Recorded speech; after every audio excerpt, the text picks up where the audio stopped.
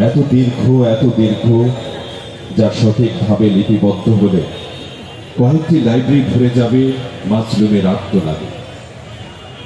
বিগত 17 বছরের কথা বলছি।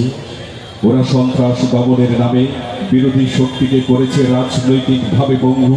পরিকল্পিত মামলার সুতোয় আচ্ছামতো পেঁচিয়ে নিক্ষেপ করেছে লাল দালানে, মুছে দিয়েছে তাদের হাজারো অনস্বীকার্য অবদান। কোনো অন্যায় ছাড়াই প্রতিপক্ষকে সাদা পোশাকে তুলে নিয়ে আটকে রেখেছে জীবন্ত কবর আয়না ঘরে, যা সুস্পষ্ট মানবাধিকার লঙ্ঘন। 2024-এর 16 জুলাইয়ের কথা বলছি। 18 কোটা বিরোধী আন্দোলনের কুশের আগুন আবারও জ্বলে ওঠে 24-এ। 5 জুন থেকে ছাত্ররা রাজপথে থেকে আন্দোলন করছিল। জুন পেরিয়ে জুলাই, ছাত্রদের দাবি তাদের কান পর্যন্ত পৌঁছায়নি। 15 জুলাই ঢাকা ইউনিভার্সিটিতে বৈষম্য বিরোধী ছাত্র ছাত্রীদের উপর চিহ্নিত দলের লাঠিয়াল বাহিনী এলো পাথারি হামলা করে। তাদের সাথে যোগ দেয় ক্ষমতাসীন পদলেহনকারী পেটুয়া বাহিনী পুলিশ। এই আগুন ছড়িয়ে গেল সবখানে। 16 জুলাই রংপুর বেগম রোকেয়া বিশ্ববিদ্যালয়ের 1 নং ফটকের সামনে পুলিশের গুলিতে মৃত্তিকায় লুটিয়ে পড়ে আবু সাইদের বিশ্বাসী দেহ। 18 জুলাই উত্তরায় আবারও পুলিশের গুলিতে ছটফট করে প্রাণ হারায় মুগ্ধ।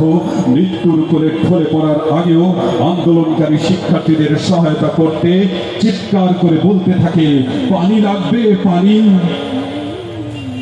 আন্দোলন আরো তীব্র থেকে তীব্রতর হয়ে ওঠে। পথে নেমে আসে দেশের সর্বস্তরের সাধারণ জনগণ। না, এ আর মেনে নেওয়া যায় না।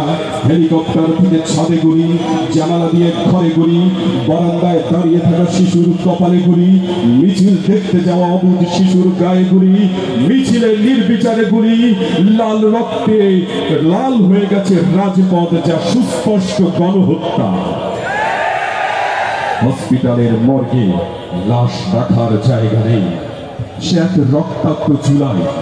না না, এ আর মেনে নেওয়া যায় না। উজ্জীবিত ক্ষোভের স্তূপে লেগেছে দেশলাইয়ের ঘর্ষণ। প্রচন্ড জিজ্ঞাসার উত্তাপে রক্তে ধরেছে আগুন।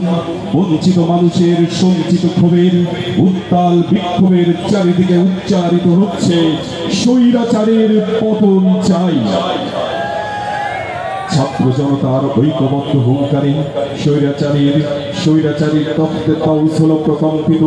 লুটেরাও দুর্নীতিবাজদের চলমান জীবন হলো শঙ্কিত।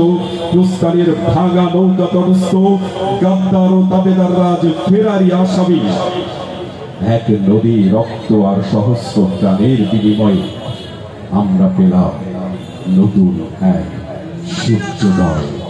আমরা পেলাম নতুন স্বাধীনতা।